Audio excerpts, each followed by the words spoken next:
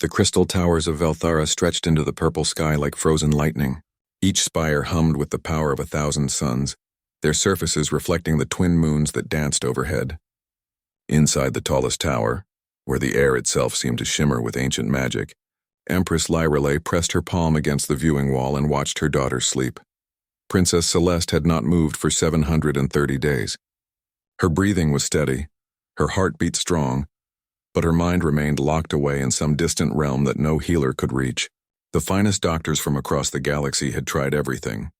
They had sung the healing songs of Altair, channeled the life force of the crystal moons, even attempted to merge their consciousness, with hers using the forbidden techniques. Of the shadow priests, nothing worked. The medical chamber where Celeste lay suspended was a marvel of technology that cost more than most star systems. Quantum healing fields bathed her body in regenerative light. Neural scanners mapped every thought pattern, searching for any sign of activity. Bioharmonizers maintained perfect health in her sleeping form. Yet for all this advanced science, the princess remained as still and silent as marble. Lyrelay remembered the day it started. Celeste had been laughing in the palace gardens, chasing the floating light flowers that bloomed only under the purple sun. One moment she was running and calling out to her mother. The next she had simply stopped. Her eyes closed, her body went limp, and she fell to the soft grass like a flower cut from its stem. The doctors said it was soul silence, a condition so rare that most believed it was just a myth. They explained that sometimes a mind could become so overwhelmed by trauma or shock that it simply withdrew completely, leaving the body behind like an empty shell. But Celeste had experienced no trauma. She lived a protected life filled with love and wonder. There was no reason for her soul to flee. Your Majesty. The voice belonged to Grand Chancellor Theron, whose people had served the royal family for generations. His forearms moved in the gesture of deep respect as he approached. The latest group of healers has completed their examination. Lyrelay did not turn from the window. She could see their reflection in the crystal wall, a group of tall, thin beings with elongated heads and silver robes. The mentalists of Kepler Prime were supposed to be the greatest mind healers in known space. And they believe the princess has retreated so far into her own consciousness that she cannot find her way back. They recommend we accept that she may never wake. The words hit Lyrelay like physical blows. She had heard similar opinions from dozens of other experts. The Dreamwalkers of the Void had said her daughter's spirit was lost between dimensions. The Quantum Consciousness Collective believed her mind had scattered across parallel realities. The Mystic Healers claimed her soul had been stolen by interdimensional parasites. All of them had failed. There is one more option, Your Majesty. Theron's voice was hesitant. A message came through diplomatic channels from Earth. Their ambassador requests permission to attempt a healing. Lyrelay finally turned.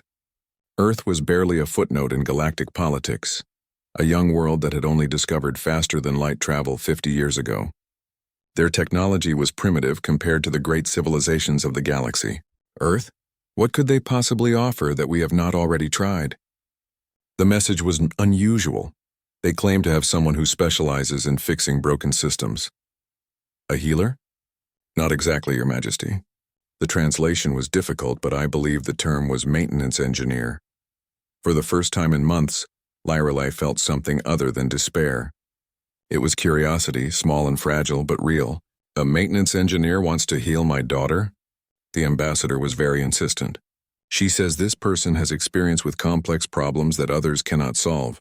Something about understanding connections and flow patterns. Lyrelay looked back at her sleeping daughter. The greatest minds in the galaxy had failed. Mystics, scientists, and miracle workers had all tried and given up. What could a primitive human possibly know that they did not? But then she thought about the other part of soul silence that the doctors whispered about when they thought she could not hear. If Celeste did not wake within the next 100 days, her body would begin to fail. The perfect medical equipment could only sustain life for so long without the spark of consciousness to guide it. Her daughter was dying, and she was running out of hope. Send word to the Earth ambassador, she said. Tell them they may come, but make it clear that this is the last attempt. If their maintenance engineer fails, she could not finish the sentence. The thought of losing Celeste forever was too painful to speak aloud. Of course, Your Majesty. Shall I arrange for the usual protocols? Full medical team standing by, security sweeps, ceremonial honors? No. Lyra Lee pressed her hand against the crystal wall again, feeling the cool surface under her palm. Let them come as they are. If they truly believe they can help my daughter, I will not burden them with ceremony. Just bring them quickly. As Theron departed to make arrangements, Lyra Lee remained at the window. The twin moons were setting now, and the purple sun was beginning to rise, painting the crystal towers in shades of gold and amber. Soon she would either have her daughter back, or she would have to face the terrible truth that some things could not be fixed, no matter how much power or wealth or love you possessed, but for now she still had hope. It was a thin thread, barely stronger than spider silk, but it was enough to keep her heart beating. Somewhere among the primitive humans of Earth was someone who claimed they could fix what the greatest minds in the galaxy could not. She did not understand how or why, but she was willing to believe. She had to believe. Her daughter's life depended on it. 3 days later, the Earth delegation arrived in a ship that looked like it had been built from spare parts and held together with determination. Unlike the sleek vessels of other galactic powers, the human craft was boxy and practical, covered in patches where repairs had been made. It landed in the palace spaceport with a rumble that shook the crystal foundations, sending ripples through the meditation pools. Ambassador Patricia Wells emerged first, a woman in her 50s with gray hair pulled back severely and eyes that missed nothing. She moved with the confidence of someone who had spent years negotiating with aliens, far more advanced than her own species. Behind her came Dr. Robert Kim, clearly their medical expert based on the scanning equipment he carried, and the way he immediately began taking readings of the surrounding environment. The third human was not what anyone expected. Danny Murphy stepped off the shuttle wearing work clothes that had seen better days. His tool belt hung from his waist like a warrior's weapon harness, filled with instruments that looked primitive compared to the advanced technology surrounding them. He was a man in his 40s with calloused hands and grease under his fingernails, despite obvious attempts to clean up for this important meeting. His eyes were wide as he took in the crystal towers and floating gardens, the kind of wonder that children show when they see magic for the first time. Lyra Lee received them in the smaller audience chamber, not wanting to overwhelm her guests with the full grandeur of the throne room. Even so, Danny Murphy stood frozen for a full minute, staring at the ceiling where captured starlight swirled in complex patterns. "Holy cow," he whispered, apparently forgetting where he was. "Your Majesty," Ambassador Wells began with a formal bow. "Thank you for granting us this audience. I know our request must seem unusual, but I believe Danny here might be able to help your daughter in ways that others cannot. Please, explain how a maintenance engineer believes he can succeed where the greatest healers in the galaxy have failed." Lyra Lee kept her voice neutral, but she was studying this strange human carefully. There was something about his manner, the way he looked at things, that was different from the experts who had come before. Dr. Kim stepped forward. "Your Majesty, Danny has an unusual talent for understanding complex systems. When we heard about Princess Celeste's condition through diplomatic channels, something about the description reminded him of problems he had encountered in his work." "What kind of problems?" Danny cleared his throat nervously. "Well, ma'am, I fix things for a living. Not just pipes and wires, but whole systems. Buildings where nothing works right, where every repair just makes things worse. I've learned that sometimes the obvious problems are not the real problems. Sometimes you have to look at how everything connects together. And you believe my daughter is a system that needs repair?" The question could have sounded insulting, but Danny's answer was so sincere that it somehow avoided offense. "I think she's a person who got stuck, ma'am. Like when a circuit overloads and the safety switch shuts everything down to prevent damage. The switch is doing its job, protecting the system, but now nothing works until you fix what caused the overload in the first place." Lyra Lee found herself leaning forward. This was the first explanation she had heard that made intuitive sense. "What kind of overload?" "That's what I would need to figure out, Your Majesty. But I've dealt with a lot of situations where the problem is not where everyone thinks it is. Sometimes it's in the connections between things. Sometimes it's interference from something that seems completely unrelated." Grand Chancellor Theron spoke for the first time. "You are suggesting that the princess's condition might have an external cause?" "Maybe. Or maybe internal, but not where anyone has been looking. See, when I get called to fix something, it's usually because other people have already tried and failed. So I know that whatever the obvious answer is, it's probably wrong. The real answer is usually something simple that everyone overlooked because they were focused on the complicated stuff." Dr. Kim pulled out a small device that began scanning the room. We've brought some diagnostic equipment of our own. Nothing as advanced as yours, but sometimes a different perspective can reveal things that sophisticated instruments miss. What would you need to begin? Liralai asked. Just permission to look around, ma'am.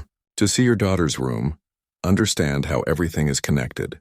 I want to trace the flow of power, information, life support, everything that touches her environment. Sometimes problems hide in the infrastructure. Ambassador Wells added, we understand this is your daughter's life we're talking about. Danny won't touch anything or make any changes without your explicit permission. He just wants to examine the systems. For a moment, Lirali hesitated. Every instinct told her that these primitive humans could not possibly succeed where the most advanced civilizations had failed. Danny Murphy looked like he would be more comfortable fixing a broken water heater than healing a princess. His equipment was simple metal tools compared to the quantum healing devices already in use. But then she remembered something her own father had told her long ago when she was learning to rule. Sometimes the wisdom of simple people was worth more than the knowledge of experts because simple people saw things that experts were trained to ignore. Very well, she said. You may examine my daughter's medical chamber and the surrounding systems. But understand that her life support cannot be interrupted, and any changes must be approved by my medical staff. Danny nodded eagerly. Of course, Your Majesty. I wouldn't touch anything that keeps her alive. I just want to understand how everything fits together. As they prepared to leave the audience chamber, Lirali caught Danny looking up at the swirling starlight in the ceiling again. It's beautiful, he said softly. Like the electrical patterns in my neighborhood at night, but prettier. It was an odd comparison, but somehow it made her feel hopeful. This human saw beauty and patterns where others might see only alien technology. Perhaps he would also see solutions where others saw only problems. Maybe, just maybe, the simple wisdom of a maintenance engineer was exactly what her daughter needed. The medical chamber housing Princess Celeste was a wonder of galactic engineering. Walls of pure energy contained healing fields that could repair cellular damage at the molecular level. Quantum scanners monitored every neural pathway, every heartbeat, every breath. Bioharmonizers sang silent songs that maintained perfect health in her sleeping form. The air itself was filled with microscopic healing, nanobots that responded to the slightest change in her condition. Danny Murphy walked into this technological marvel and immediately got down on his hands and knees to look under the equipment. What is he doing? Whispered Chief Medical Officer Vanis, a tall being whose species had mastered biological sciences before humans discovered fire. The diagnostic systems are not located beneath the healing pods. He's following the connections, Dr. Kim explained, consulting his own scanning device. Danny believes that understanding the infrastructure is key to understanding any problem. Liralai watched as the human crawled around the edge of the room, occasionally pulling out simple tools to test things that the advanced sensors ignored. He ran his fingers along power conduits, held small devices near connection points, and muttered to himself in a way that would have seemed disrespectful if not for his obvious concentration. These cables, Danny said, pointing to a bundle of crystalline fibers that disappeared into the wall. They connect to your daughter's neural interface, right? Yes, confirmed Dr. Vanis. They monitor brain activity and can provide therapeutic stimulation when necessary. The technology is perfectly safe, used throughout the galaxy for medical purposes. And they go where? Through the chamber walls to the central processing unit in the medical complex's core. Danny stood up, brushing dust off his knees. Can you show me that path? I mean, physically show me where these cables go? What followed was the strangest royal tour in the history of the Valthara Empire. Danny Murphy, human maintenance engineer, led a procession of the galaxy's most advanced beings through maintenance tunnels and service corridors that most of them had never seen.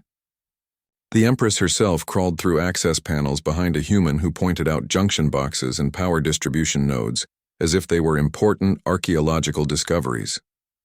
This is fascinating, Dr. Kim said as they moved through the infrastructure.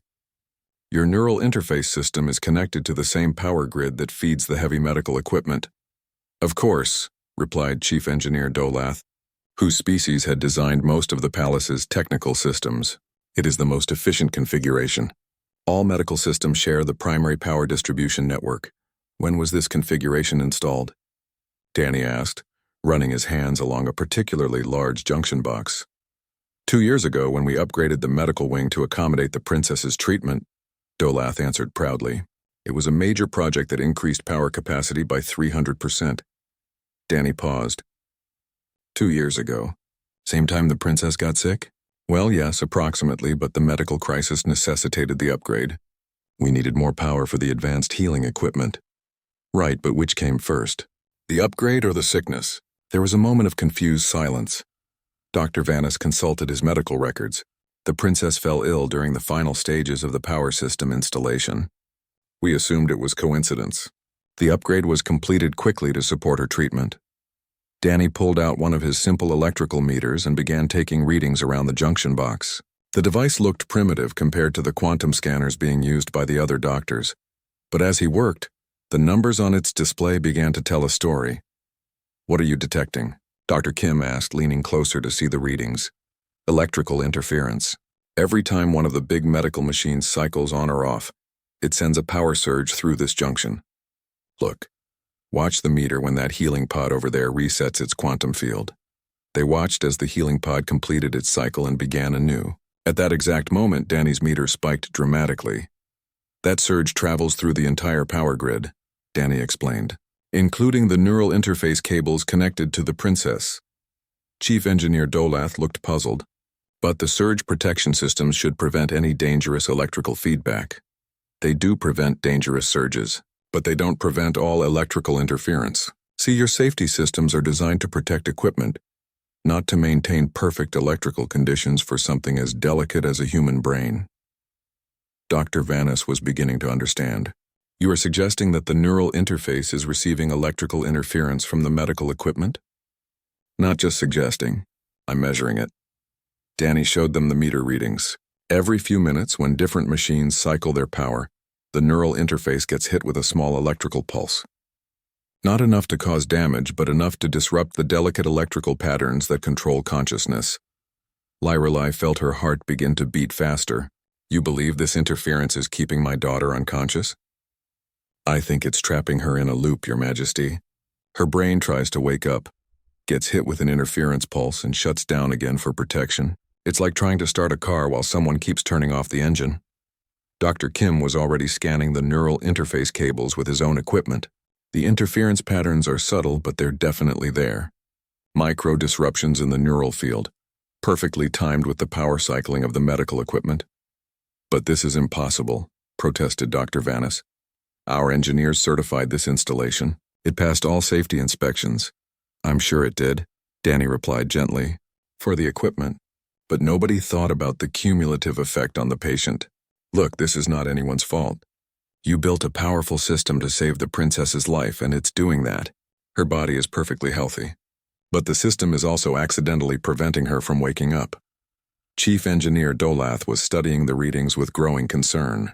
If this is true, then every healing session, every diagnostic scan, every time we increase power to help her, we have actually been making the problem worse. The silence that followed was heavy with implication. For 2 years, the most advanced medical team in the galaxy had been unknowingly trapping Princess Celeste in an electrical interference loop, preventing the very recovery they were trying to achieve. Can you fix it? Lyrelai's voice was barely a whisper. Danny looked around at the complex medical equipment, the quantum healing fields, the advanced technology that surrounded them. Then he looked at his simple tools and the basic electrical meter that had revealed what billion-credit scanners had missed. Yeah, he said with quiet confidence. I think I can. The revelation that Princess Celeste's condition might be caused by something as simple as electrical interference sent shockwaves through the Royal Medical Team. For 2 years, they had been treating her with increasingly complex procedures, never realizing that their own equipment was the source of the problem. Now, as Danny Murphy explained his theory in detail, the pieces of a terrible puzzle began to fall into place. Think of it like this, Danny said, addressing the assembled group of doctors, engineers, and royal officials in the medical chamber.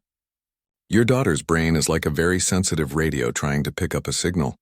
But every few minutes, someone nearby starts up a powerful transmitter that drowns out the signal she's trying to receive. So her brain gives up trying to listen and goes into standby mode to protect itself. Dr. Vanis consulted his medical scanner with new understanding. The neural patterns we have been observing, the ones we thought indicated deep unconsciousness, They could actually be protective responses to electrical interference. Exactly.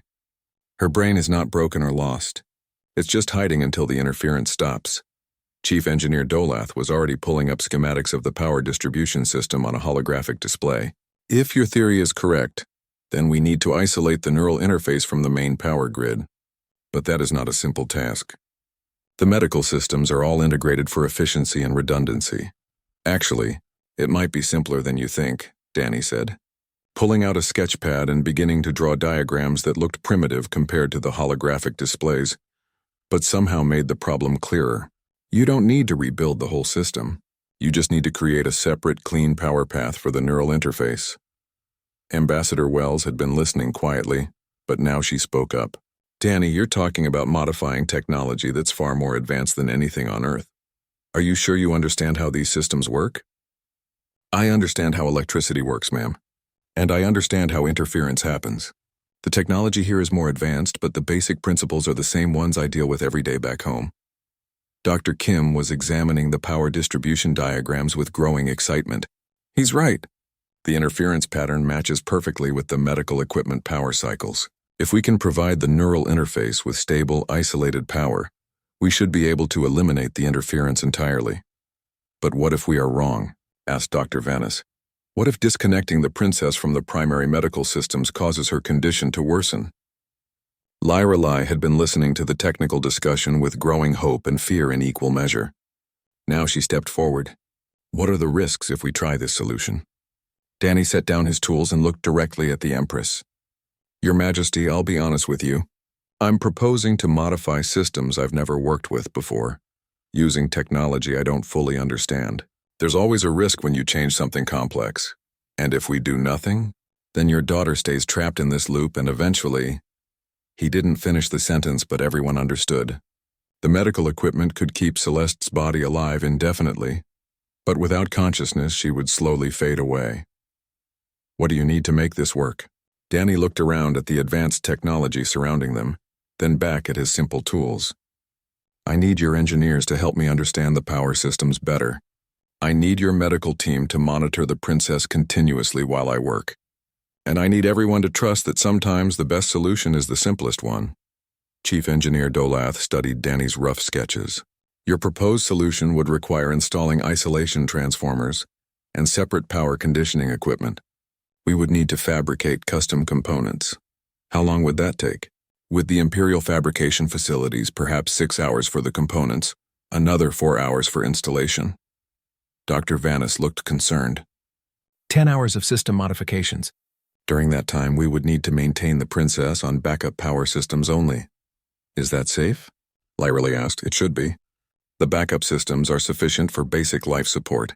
But we would have no active healing fields, no quantum neural enhancement, no molecular repair nanobots, if something went wrong. Then she would be no worse off than any ordinary person who was unconscious, Danny said quietly. Sometimes, Your Majesty, you have to strip away all the complexity to see what's really broken.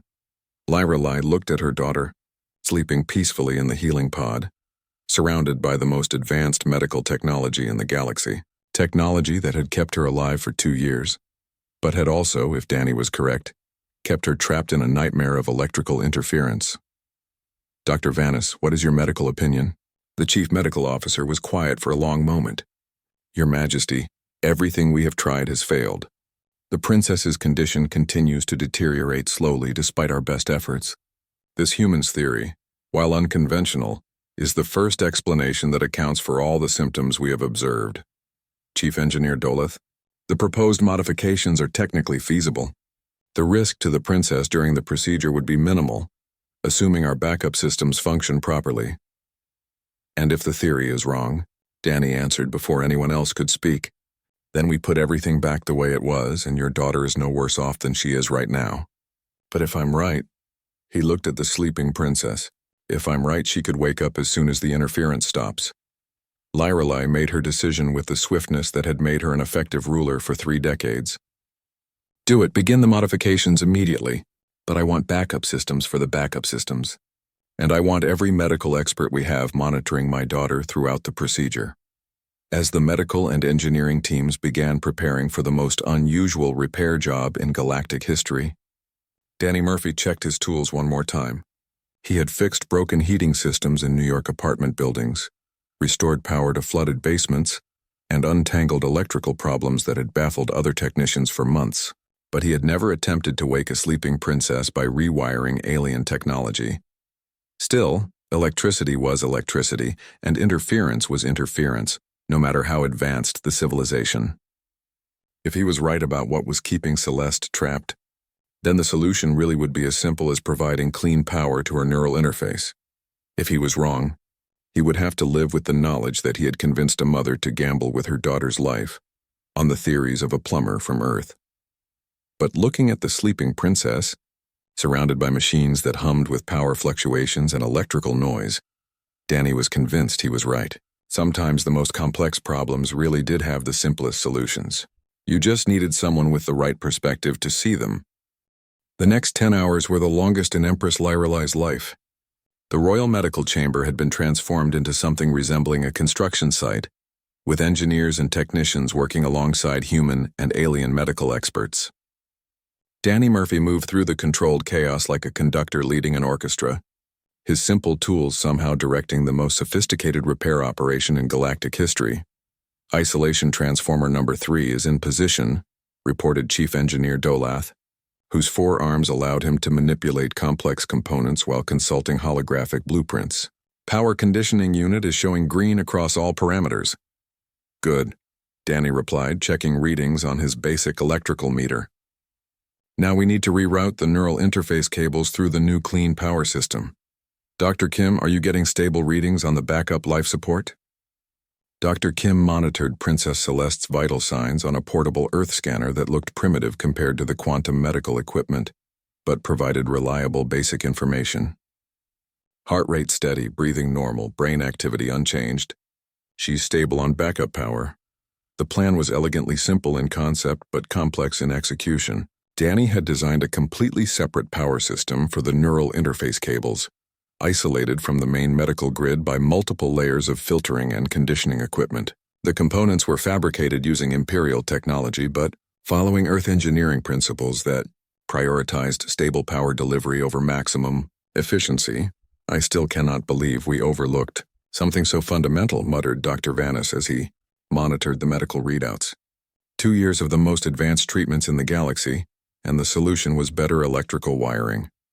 Don't feel bad about it, Danny said, carefully adjusting a power coupling. This is exactly the kind of problem that experts miss because they're looking at the sophisticated stuff. Back on Earth, I see this all the time. Someone calls me because their expensive new smart home system keeps crashing, and it turns out to be caused by interference from their old microwave oven. Ambassador Wells watched the proceedings with a mixture of pride and terror. She had pushed hard for permission to bring Danny to the Imperial capital, but now that he was actually modifying technology that kept a princess alive, the weight of responsibility was almost overwhelming. How are you feeling about the progress, Danny? Pretty good, actually. The power isolation is working better than I hoped.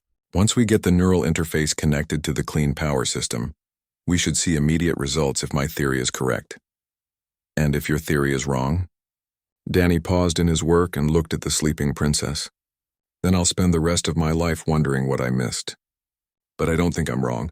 The electrical interference patterns are too clear, too consistent with the timing of her condition. Chief Engineer Dolath called out from across the chamber. Final connections are ready for installation. Neural interface cables can be switched to the isolated power system on your command. The moment had arrived.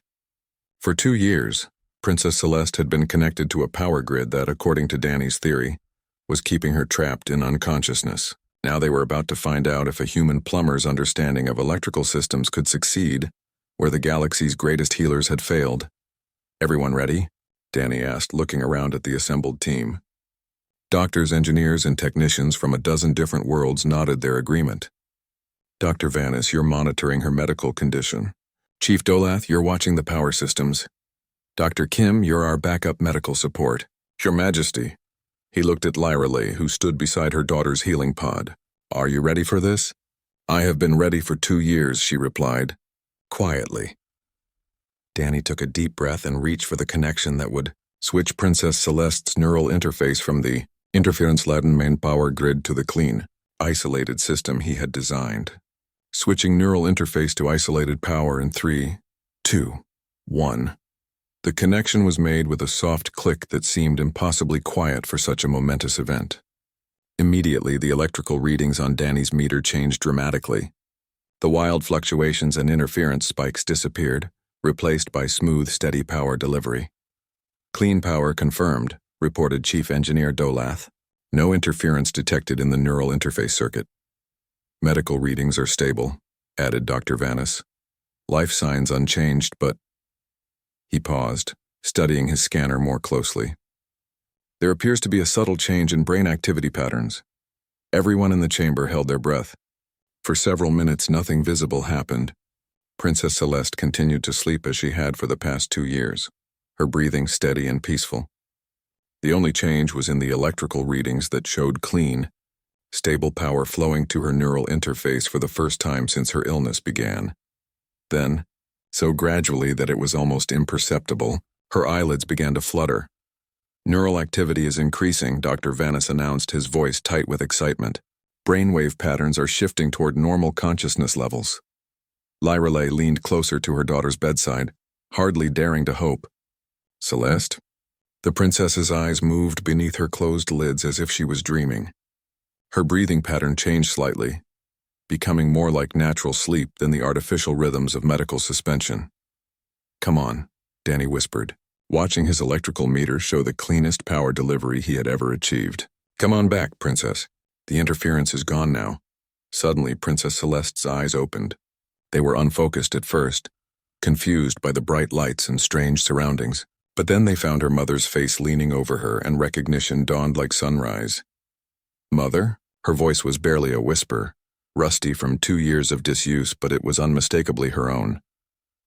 Lyrelay gasped, tears streaming down her face as she reached out to touch her daughter's cheek. Celeste!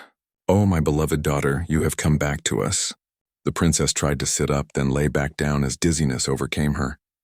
I feel strange. How long was I asleep? I remember being in the garden and then darkness. But I could hear things sometimes, like voices calling from very far away. Dr. Vanis was running every scan he could manage, his equipment showing the rapid return of normal brain function. Remarkable. Her neural patterns are normalizing faster than should be possible. It is as if her consciousness was fully intact but simply unable to reach the surface. That's exactly what happened, Danny said, slumping against a wall as the tension of the last 10 hours finally caught up with him. Her brain was working fine, but every time it tried to wake up, it got hit with electrical interference and shut down again for protection. Like trying to make a phone call during a lightning storm. Princess Celeste looked around the medical chamber with growing awareness. These machines, they have been caring for me while I slept? Yes, her mother replied. The finest medical technology in the galaxy has kept you alive. But it was this human, this man named Danny Murphy, who found the way to wake you up. Celeste turned her gaze to Danny, who was sitting on the floor beside his tool belt, looking exhausted but pleased. You are the one who brought me back from the darkness? I just fixed the wiring, Your Highness. You did the hard part of finding your way back. The wiring? Lyrelay laughed through her tears, a sound of pure joy that filled the medical chamber. I will explain everything later, my dear one. For now, just rest and recover. You have been asleep for a very long time, and there is much to catch up on. As the medical team began the process of fully awakening Princess Celeste and preparing her for a complete recovery, Danny Murphy quietly packed his tools. He had come to an alien world to fix what the greatest healers in the galaxy could not repair, armed with nothing but basic electrical knowledge and common sense. And somehow, impossibly, it had worked. 1 week later, Princess Celeste walked through the palace gardens for the first time in over 2 years. Her recovery had been remarkable by any medical standard, as if her consciousness had simply been waiting for the interference to stop before returning to full awareness.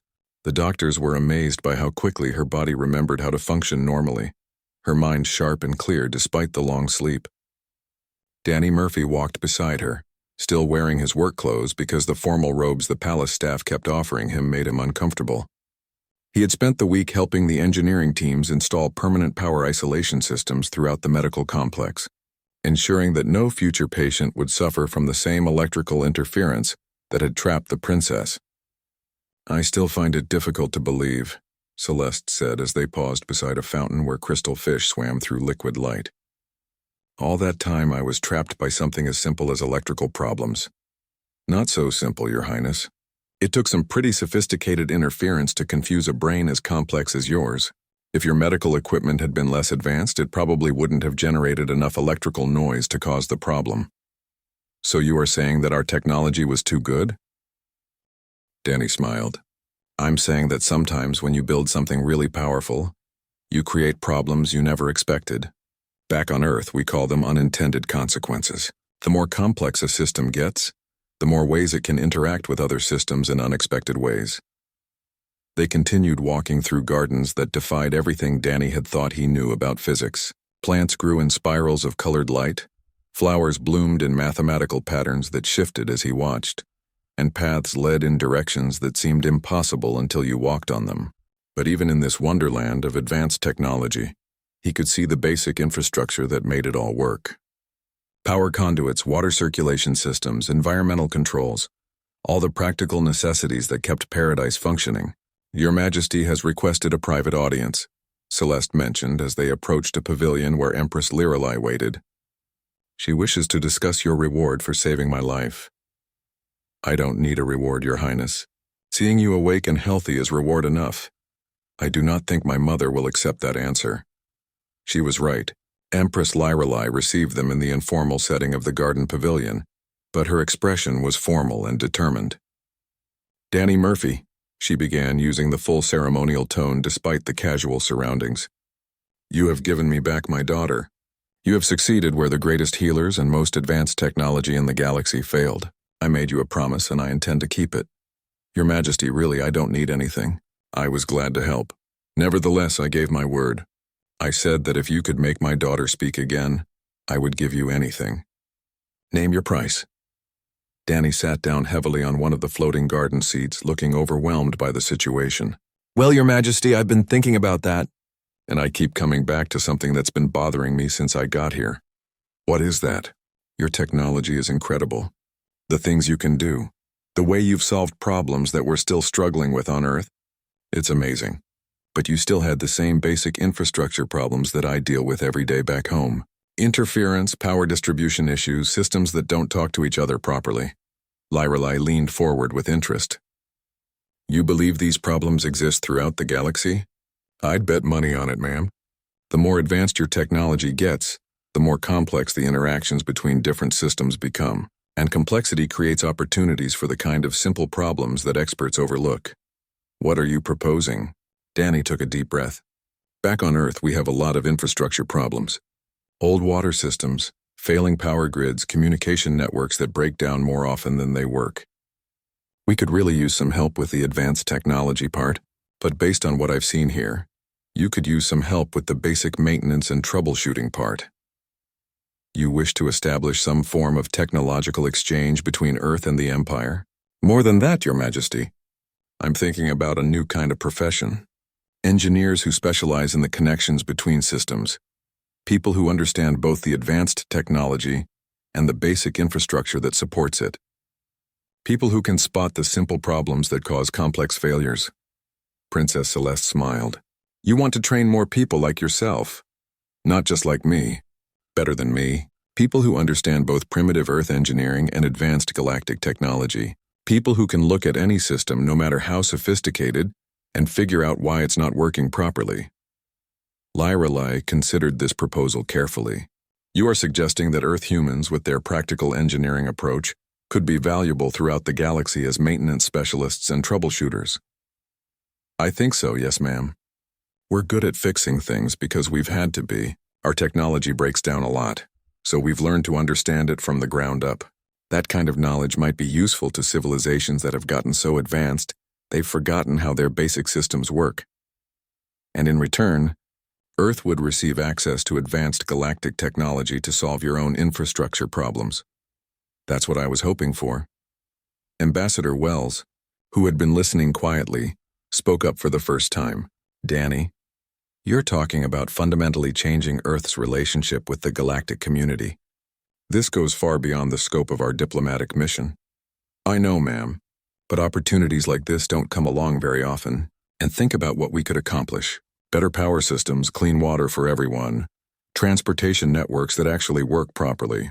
Meanwhile, we help other civilizations solve the basic infrastructure problems that even their advanced technology can't fix. Lyrelei stood and walked to the edge of the pavilion, looking out over her crystal city. Such an arrangement would require establishing formal trade relationships, educational exchanges, technology sharing agreements. It would take years to implement properly. Yes, Your Majesty, but I think it would be worth it. You realize that you are proposing to make yourself obsolete? If we train others to do what you do, there will be less need for your unique services. Danny laughed. Your Majesty, there are more broken systems in the galaxy than one person could fix in 100 lifetimes. I'd be happy to teach other people what I know if it means more problems get solved. The Empress turned back to face him. Very well. I accept your proposal. Earth and the Veilthara Empire will establish a formal technological exchange program. Earth engineers will receive advanced training in galactic technology, while Imperial systems will benefit from Earth maintenance expertise. You will serve as the first Director of Interstellar Infrastructure Relations, with full authority to develop this program as you see fit. That sounds like a very important title for a plumber. Your Majesty, you are no longer just a plumber, Danny Murphy. You are the person who proved that sometimes the greatest problems have the simplest solutions, and that wisdom can come from the most unexpected places. Princess Celeste stood and walked over to Danny. Thank you, she said simply, not just for waking me up, but for showing us that there is always another way to look at any problem. I think this exchange program will help more people than just those of us with broken infrastructure. Danny looked around at the impossible beauty of the crystal gardens, the floating city beyond, and the vast galaxy of stars overhead. A week ago, he had been fixing heating systems in New York apartment buildings.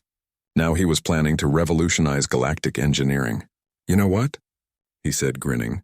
I think this is going to be the best job I ever had. And somewhere in the distance, the crystal towers hummed with perfect electrical harmony, their power flowing clean and steady through systems that would never again trap a sleeping princess in a web of unintended interference.